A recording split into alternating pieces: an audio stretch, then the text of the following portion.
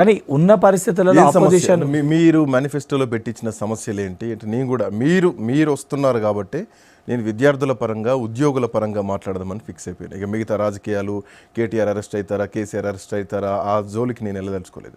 But మీరు ఏ అంశాలను మేనిఫెస్టోలో పెట్టించారు, ఏ అంశాల కోసం ఫైట్ చేస్తున్నారు, ఆ అంశాలు స్టిల్ అట్లాగే ఉన్నాయి. ఫస్ట్ క్వాలిటీ ఆఫ్ ఎడ్యుకేషన్, విద్యార్థులకి మెరుగైన విద్యను అందించాలి అని ఒక ఉద్దేశము. దానితో పాటు స్కూల్స్లో infrastructure, universities development, universities infrastructure development, దాంతోపాటు ఏదైతే యూనివర్సిటీ స్టాఫ్స్ని రెగ్యులర్ స్టాఫ్ని రిక్రూట్ చేయడం కానీ, దానితో పాటు సరైన వ్యక్తుల్ని వైస్ ఛాన్సలర్గా నియమించడం కానివ్వండి, దానితో పాటు ఇంటిగ్రేటర్ తరహాలో ఇంటర్నేషనల్ తరహాలో మండల్ లెవెల్లో మోడల్ స్కూల్స్ని ప్రారంభించడం కానివ్వండి, దానితో పాటు టీజీపీఎస్సీ ప్రక్షాళన కానివ్వండి, ఇతర రిక్రూట్మెంట్స్ బోర్డ్స్ పరిధిలో 2017కి వెళ్ళి పెండింగ్లో ఉన్న ప్రతి రిక్రూట్మెంట్ని కూడా, ప్రతి నియామకాలని కూడా కోర్టు కేసులో ఏదైతే చిక్కుముడిలో ఉన్న చిక్కుముళ్ళను అన్నింటినీ కూడా తీసి నియామక పత్రాలు ఆ యొక్క ఏదైతే ఎగ్జామ్ రాసి ఎగ్జామ్ కండక్ట్ చేసి చేయక కండక్ట్ చేసి నియామక పత్రాలు రాక ఉద్యోగం వస్తుందో రాదో అని చెప్పి బిక్కుబిక్కుమని ఇబ్బంది పడుతున్న యువకులందరి సమస్యల్ని పరిష్కరించడంలో ఇవన్నీ సమస్యల్ని పరిష్కరించడంలో 100% ప్రభుత్వం ఏదైతే ఈ 2 సంవత్సరాల కాలంలో తప్పనిసరిగా ప్రభుత్వం తన బాధ్యతను తను నిర్వహించింది.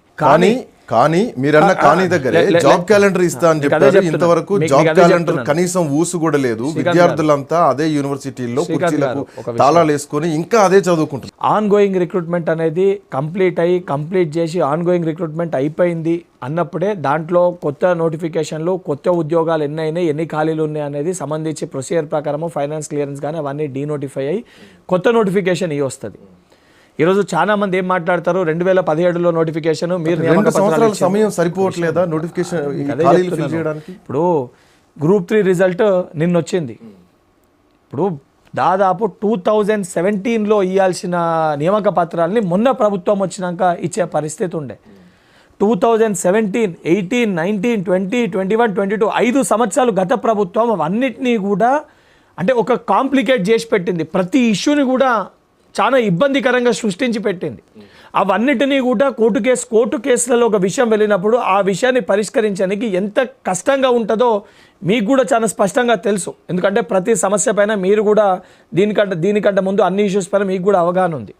అవన్నిటినీ పరిష్కరించడంలో ప్రతిపక్షంలో ఉన్న బల్మూరి వెంకట్ వెళ్ళి రిప్రజెంటేషన్ ఇచ్చినట్టు ఈరోజు అధికారంలో ఉండి నేను వెళ్ళి సమస్యని పరిష్కరించినని చెప్పించి చూపించుకునే పరిస్థితి ఉండదు.